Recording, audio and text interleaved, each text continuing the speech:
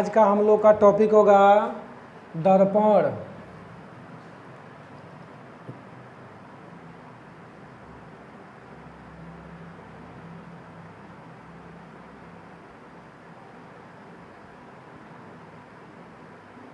Mirror.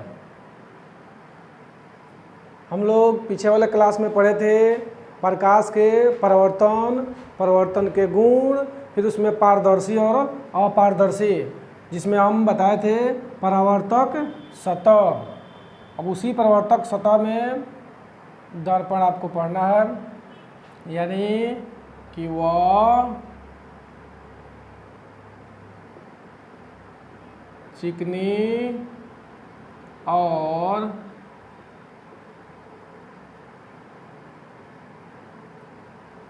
चमकीली सतह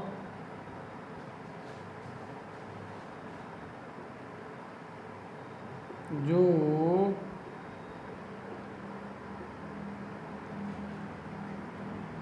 प्रकाश को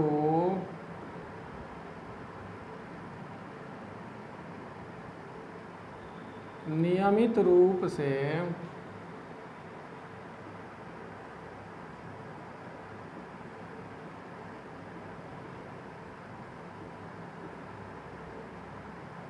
परावर्तित, वह चिकनी और चमकीली सतह जो प्रकाश को नियमित रूप से परावर्तित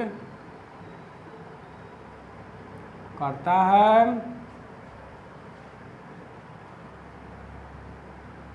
उसे करता हो तथा जिसका एक सतह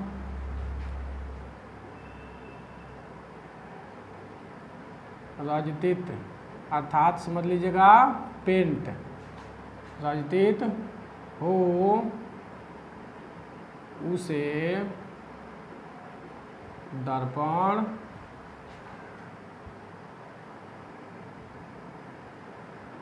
कहते हैं। ध्यान दीजिएगा, हम पिछले क्लास में आप लोगों को बताया है नियमित परावर्तन और अनियमित परावर्तन।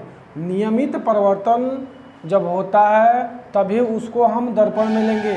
अगर अनियमित रूप से परावर्तित होगा तब भी आपका दर्पण नहीं होगा। अब इसके बाद हम लोग पढ़ेंगे दर्पण के प्रकार। दर्पण के प्रकार।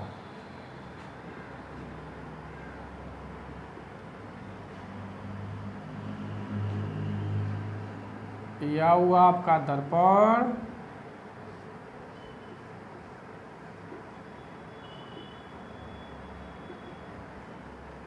दर्पण में आपका एक नंबर में हो जाता है समतल दर्पण,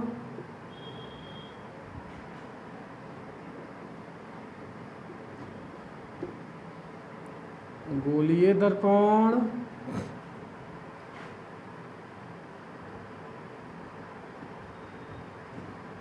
परवलयिक दर्पण।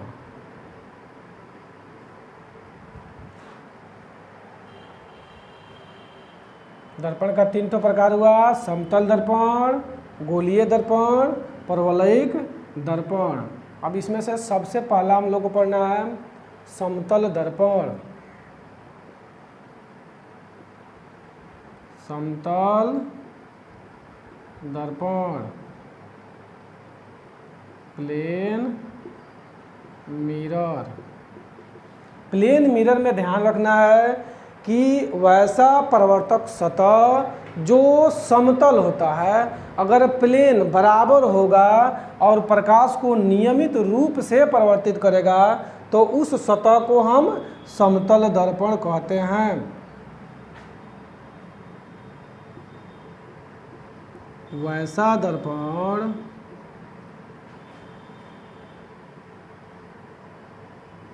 जिसका परावर्तक सतह समतल हो उसे समतल दर्पण कहते हैं।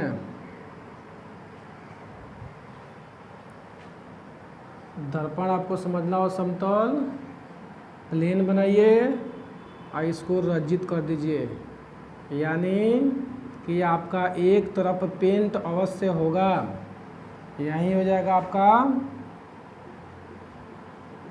समतल दर्पण। ये आपका होता है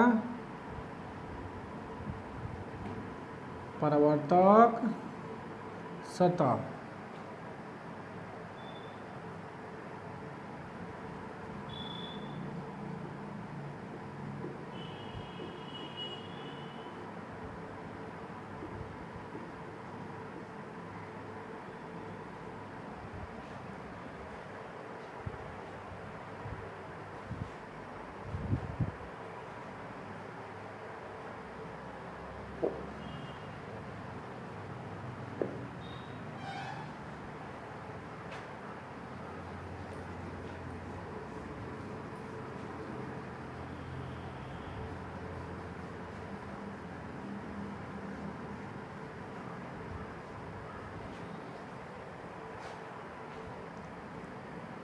अगला टॉपिक होगा हमारा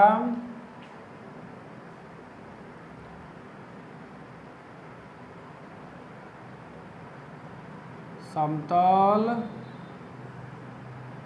दर्पण से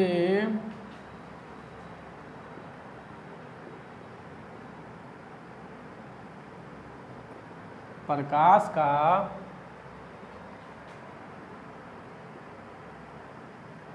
परावर्तन।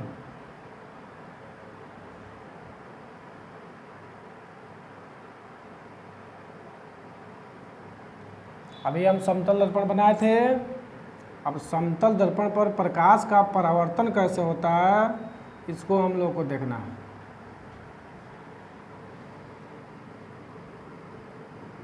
यह हुआ आपका समतल दर्पण।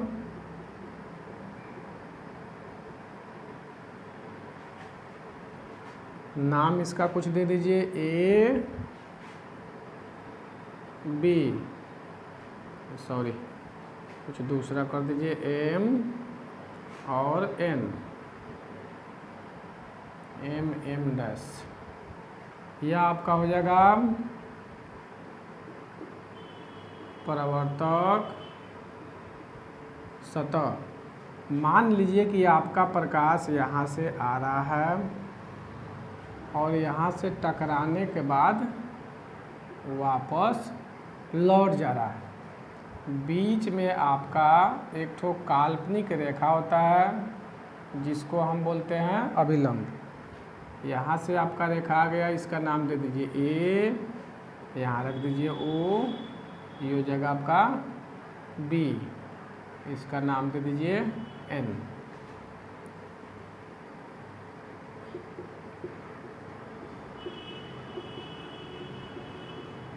आपतन बिंदु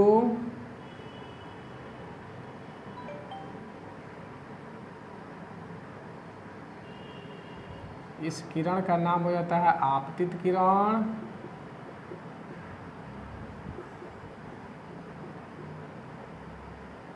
इस कोण का नाम हो जाता है आपतन कोण।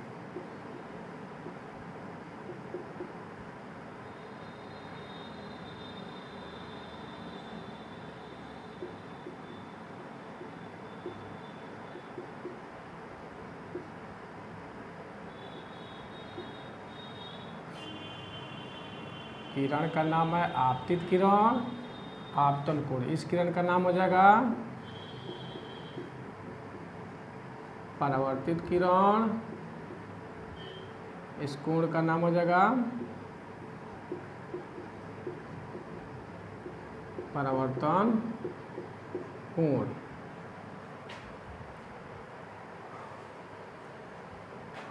इसको हम बोलते हैं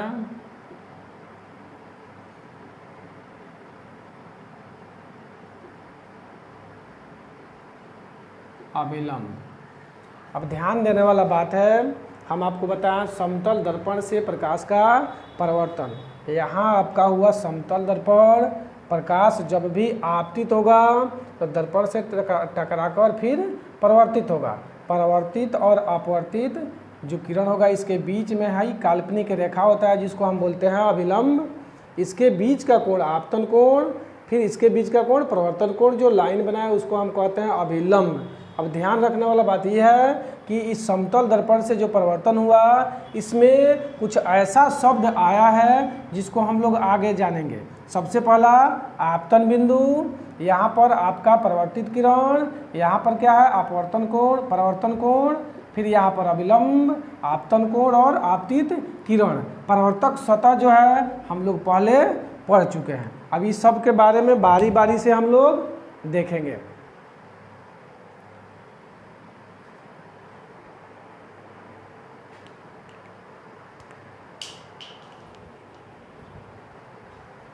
पॉइंट नंबर 1 आपका होगा आपतित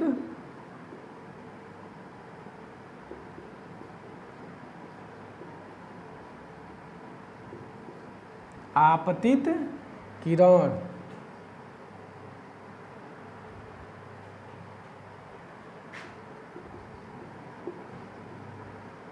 इंसिडेंट रे।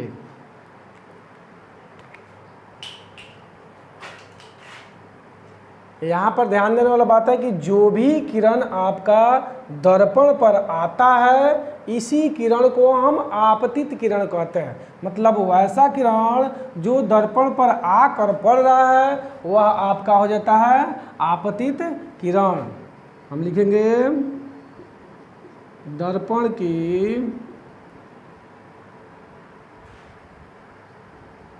सतह पर पड़ने वाली किरण को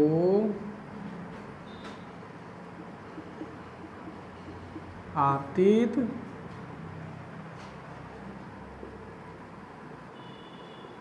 किरण कहते हैं। आपको हम बताए हैं कि जो किरण आ रहा है यानी कि दर्पण पर आके पड़ रहा है यहाँ पर उसी किरण को हम आपतित किरण बोलते हैं। तो यहाँ आपतित किरण आपका हो जाएगा ए ओ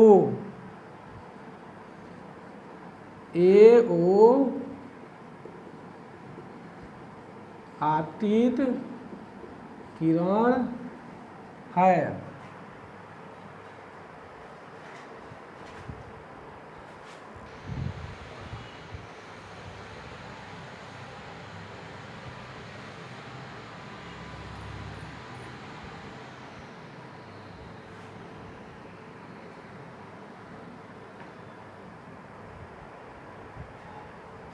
अगला हमारा पॉइंट होगा आपतित किरण के बाद अब पढ़ना है परावर्तित किरण।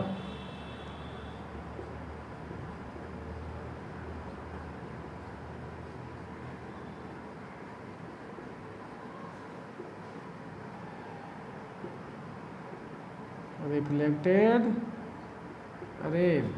अब सेम उसका अपोजिट होता है, उल्टा होता है। आने वाली किरण आपतित किरण, तो टकरा कर जो वापस किरण लौट रही है वहीं आपका क्या होता है परावर्तित किरण। दर्पण की सतह से टकरा कर वापस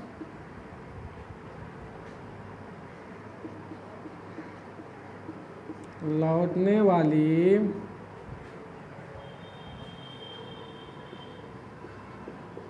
किरण को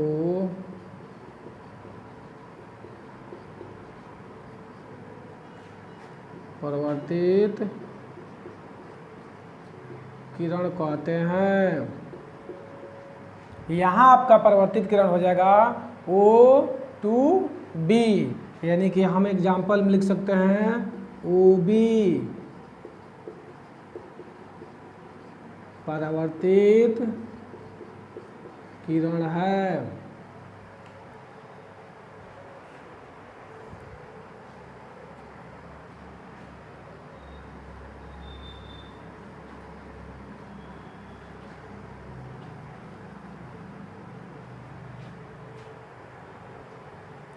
तीसरा नंबर पॉइंट हमारा होगा आपतन बिंदु।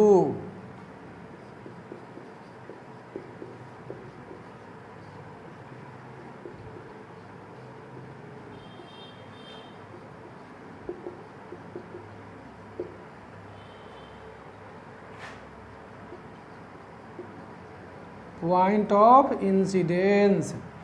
अभी इस पर ध्यान दीजिएगा, जिस बिंदु पर किरण आपतित होती है उसे आपतन बिंदु, या आप कह सकते हैं जिस बिंदु से किरण टकराकर वापस लौट जाती है उस बिंदु को हम आपतन बिंदु बोल सकते हैं। यानी कि जो किरण आके टकरा रही है इस बिंदु को, या जिस बिंदु से किरण वापस लौट के जा रही है इस बिंदु को हम क्या कहते हैं, आपतन बिंदु कहते हैं। दर्पण की सतह पर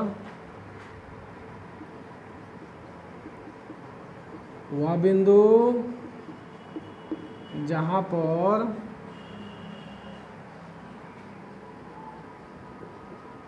किरण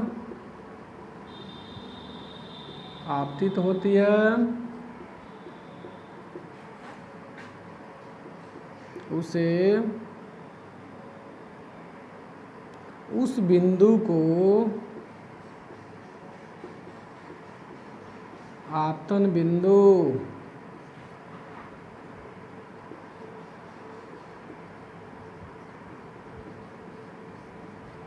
कहते हैं। अब यहाँ आपका हो जाएगा आपतन बिंदु बिंदु ओ। एग्जाम्पल में होगा बिंदु ओ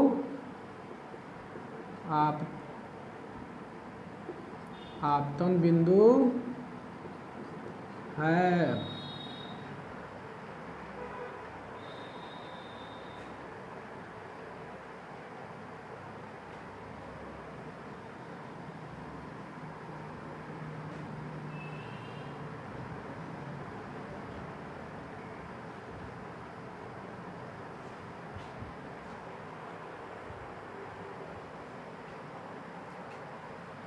चौथा नंबर आपका हम लोग को लिखना है अभिलंब।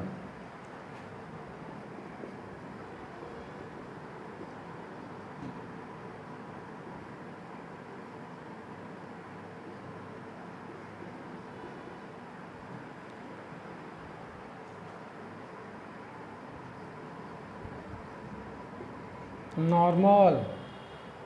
अभिलंब एक ठो ऐसा रेखा होता है जो काल्पनिक होता है, इसीलिए इसको टूटी हुई रेखा से दिखाया गया है। ऐसा रेखा जो दर्पण की सतह पर काल्पनिक होता है, यानी कि हम इसको मानते हैं, और जब भी होगा ये दर्पण के सतह पर तो क्या होगा, लंब होगा, हमेशा 90 डिग्री का कोण बनाएगा, इसलिए इसको हम अभिलंब बोलते हैं।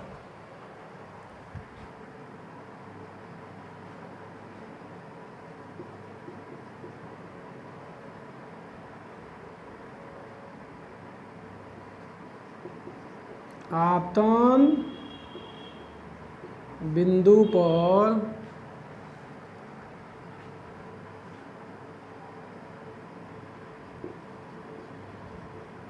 खींचा गया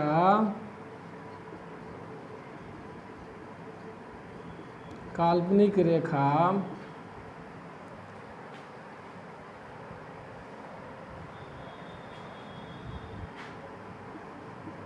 जो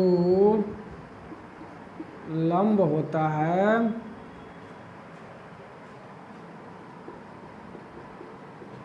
उसे अभिलंब कहते हैं।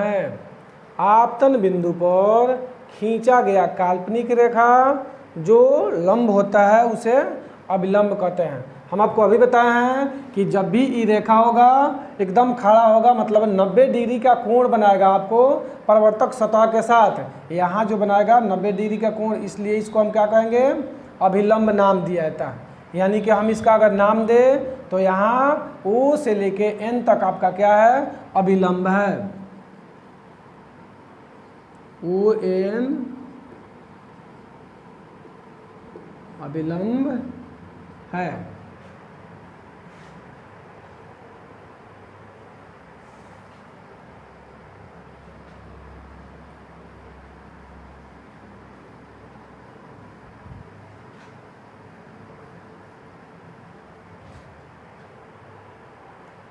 नेक्स्ट पॉइंट आपका हम आता है आपतन कोण, यानी कि अगला पॉइंट हम लोग को पढ़ना है आपतन कोण।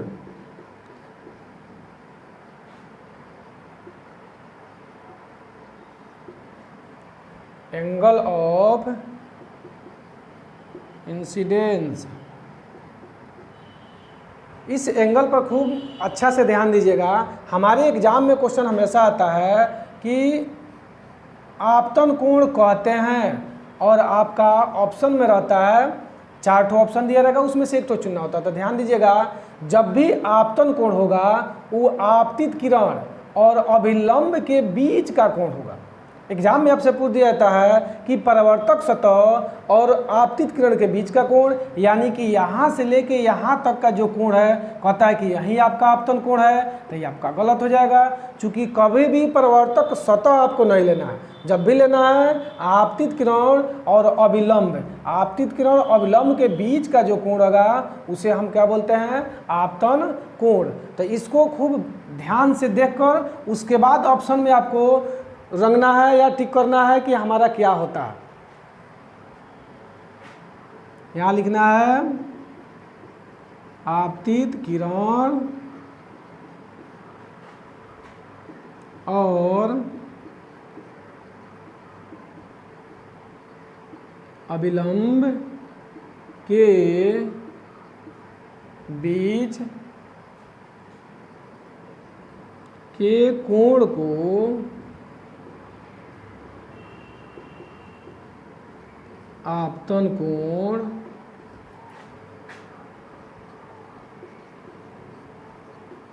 कहते हैं। आपतित किरण और अभिलंब के बीच के कोण को आपतन कोण कहते हैं। फिर से ध्यान से समझ लीजिएगा, आपतित किरण जो आपका किरण आ रहा है और यहाँ जो अब हम लोग अभिलंब बना है, इस दोनों के बीच का जो कोण होगा यही आपका क्या होता है, आपतन कोण। एग्जाम में अगर आपसे पूछे परावर्तक सतह डाल दे तो आप उसको टिक मत कीजिएगा। अब यहाँ इसे हम आई से सूचित करते हैं,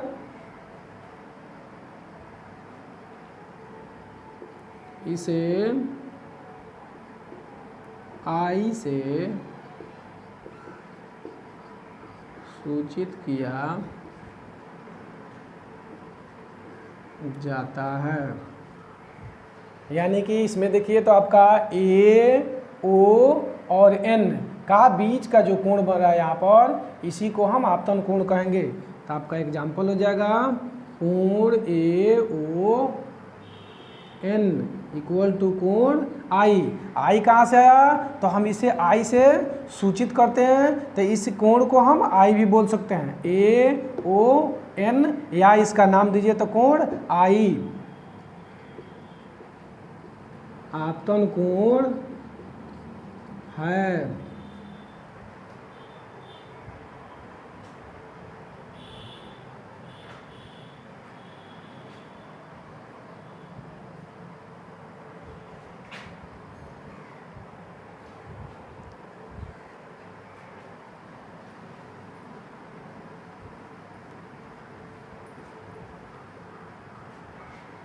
नेक्स्ट पॉइंट होगा हम लोग का परावर्तन कोण।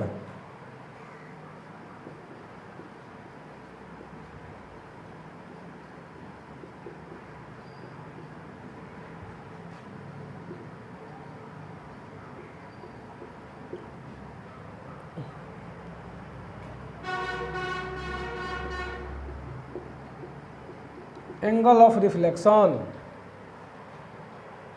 आपतन कोण के जैसा इस पर भी ध्यान देने वाला बात होता है कि जो आपका अभिलंब हो और अभिलंब और परावर्तित किरण का जो बीच का कोण बनता है यहाँ पर, इसी को हम आपतन कोण कहेंगे। अब इधर भी ध्यान देना होगा कि परावर्तित किरण और परावर्तक सतह न हो या दर्पण की सतह न हो, अगर इसके बीच के एंगल को आप टिक कीजिएगा तो ये आपका क्या हो जाएगा, गलत हो जाएगा।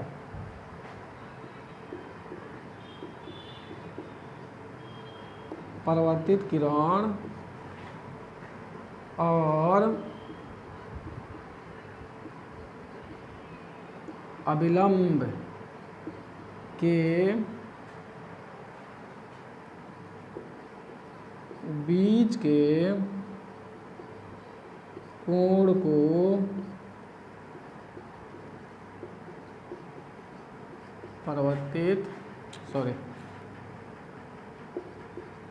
परावर्तन कोण कहते हैं।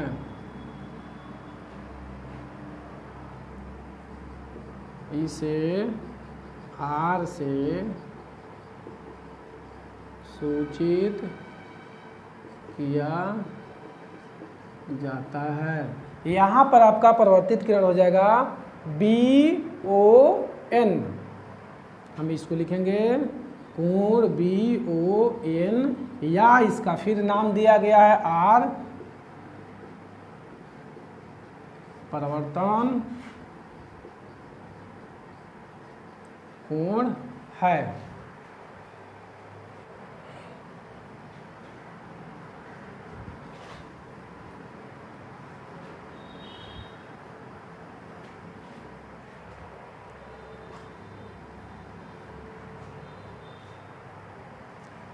इसके बाद हम लोग को एक था इम्पोर्टेंट टॉपिक पढ़ना है, जिसको हम यहीं बता देते हैं, आप देख लीजिए।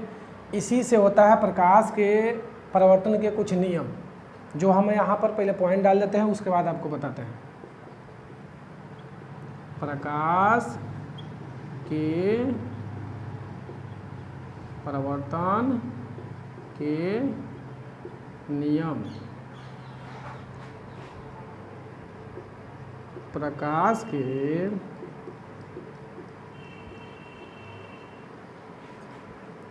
परावर्तन के दो नियम हैं। नंबर 1, यहाँ पर ध्यान दीजिएगा। सबसे पहला हम आपको पहले ही बताया है कि आपतित किरण, परावर्तित किरण और आपतन बिंदु यहाँ पर भी है। तो हम आपको अभी लिखा है कि यहाँ पर आपतन कोण है और यहाँ पर क्या है, परावर्तन कोण, जो यहाँ पर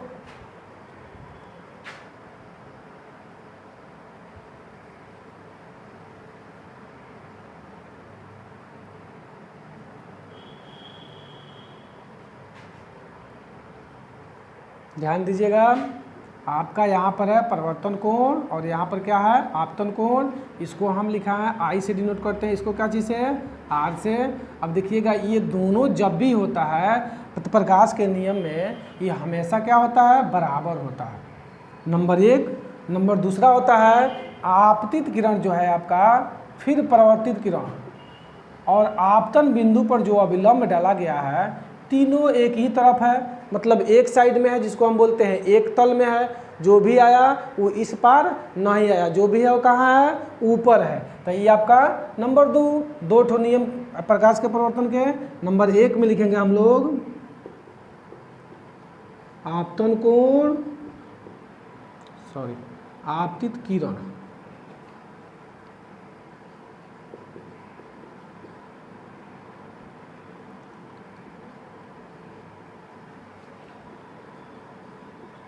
किरण, परावर्तित किरण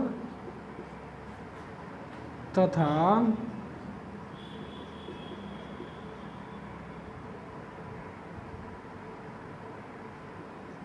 आपतन बिंदु पर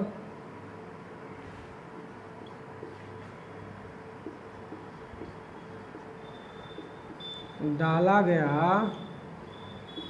लंब, तीनों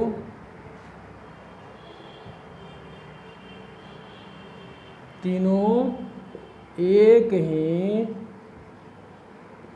तल में होते हैं। नंबर 2 आपका हो जाएगा आपतन कोण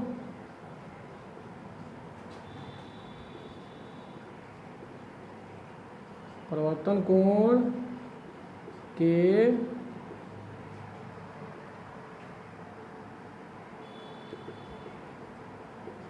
बराबर होता है, जिसको हम लिख सकते हैं कोण I इक्वल टू कोण R।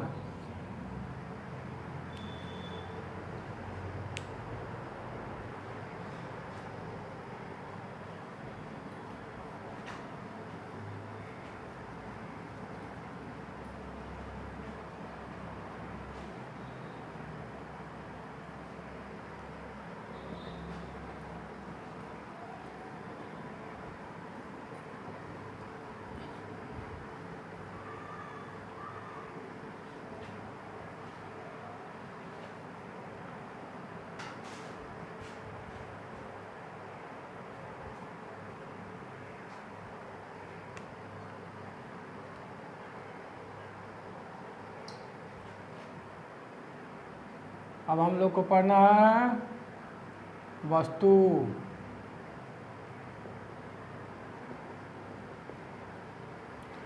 ध्यान दीजिएगा, हमारे आसपास जो कुछ भी हम देखते हैं, जैसे होता है किताब हो गया, टेबल हो गया, कुर्सी हो गया, बेंच हो गया, या हमारे पास जो बोर्ड है, ये सब वस्तु होता है। लेकिन साइंस के भाषा में चूंकि यहाँ पर हम लोग प्रकाश से जुड़े हुए हैं, इसलिए प्रकाश से संबंधित कुछ लिखा जाएगा जो आपका वस्तु होता है। जो कुछ भी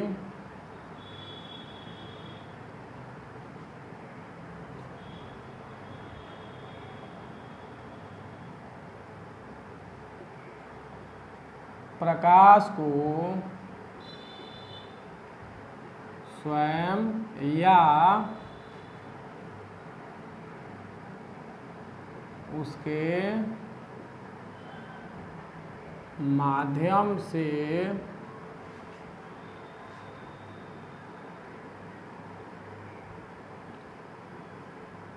परावर्तित करता है,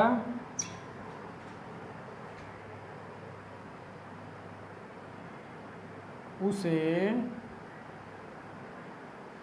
वस्तु कहते हैं। जैसे में आपका हो जाएगा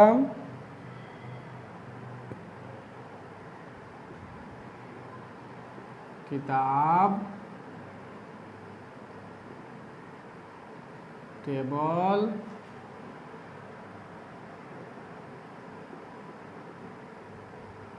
कुर्सी आदि।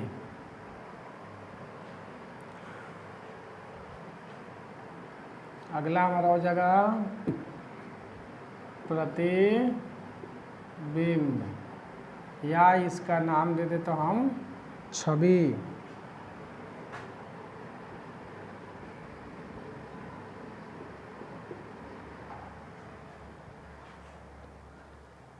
अब प्रतिबिंब या छवि क्या होता है? जब भी प्रकाश किसी वस्तु से टकराता है तो टकराकर वापस लौटता है, वापस लौटते समय उस प्रकाश के मिलान से जो हमारा बनता है प्रतिबिंब कहिए, उसी का नाम हम लोग प्रतिबिंब कहते हैं, देते हैं। यहाँ लिखा जाएगा किसी वस्तु से आ रही प्रकाश की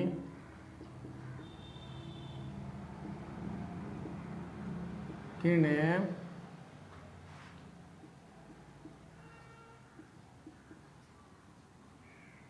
परावर्तन के बाद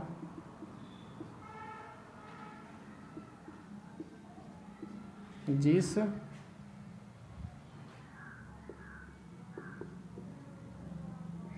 बिंदु पर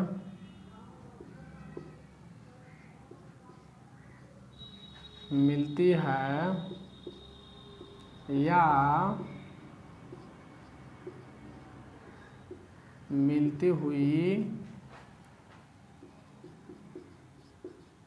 प्रतीत होती है,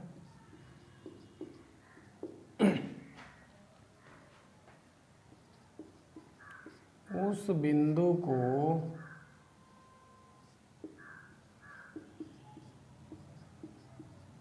उस वस्तु का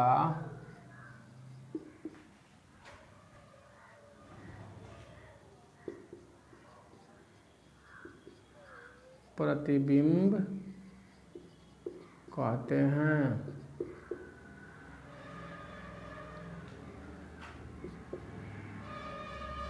अब प्रतिबिंब का प्रकार पढ़ना हम लोग को।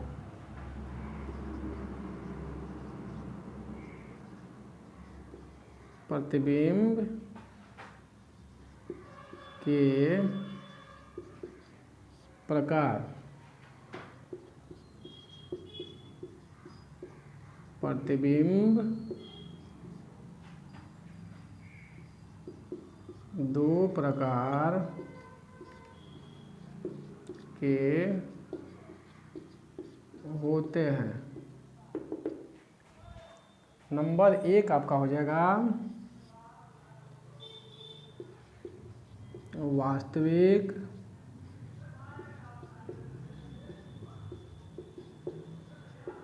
प्रतिबिंब। 2 नंबर में जाएगा आपका काल्पनिक या आभासी प्रतिबिंब।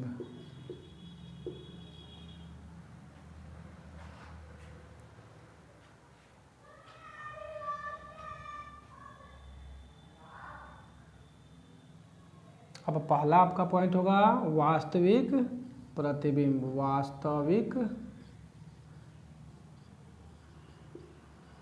प्रतिबिंब, रियल इमेज।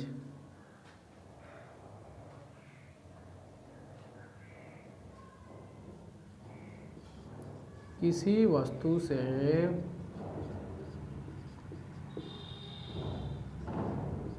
आ रही प्रकाश की किरणें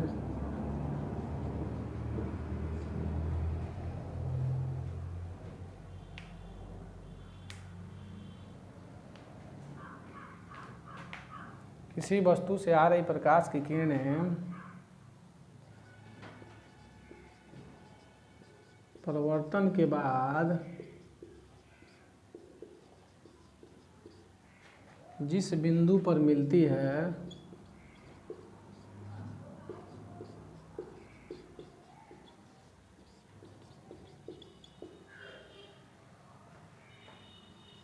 उसे उस वस्तु का वास्तविक प्रतिबिंब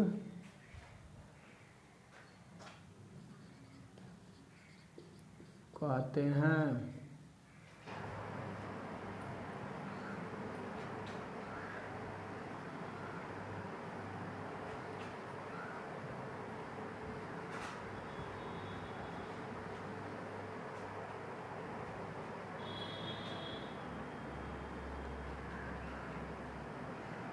काल्पनिक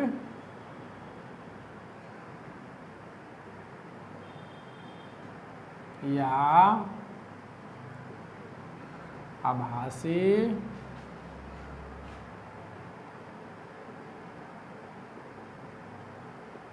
प्रतिबिंब।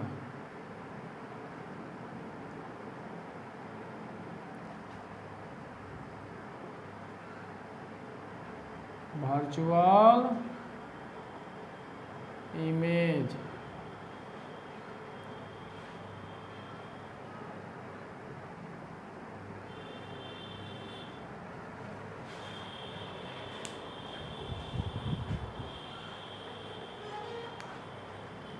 किसी वस्तु से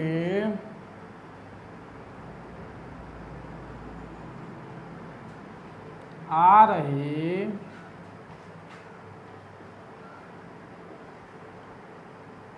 प्रकाश की किरणें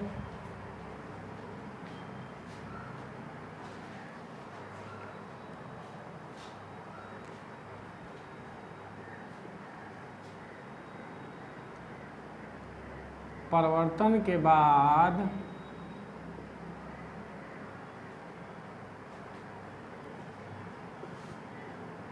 जिस बिंदु पर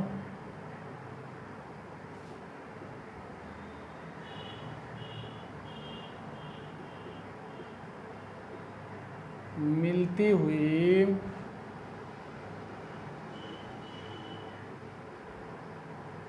प्रतीत होती है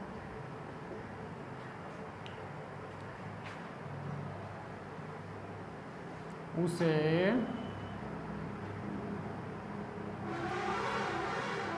उस वस्तु का आभासी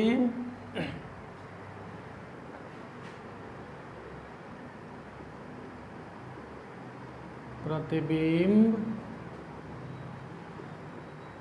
कहते हैं।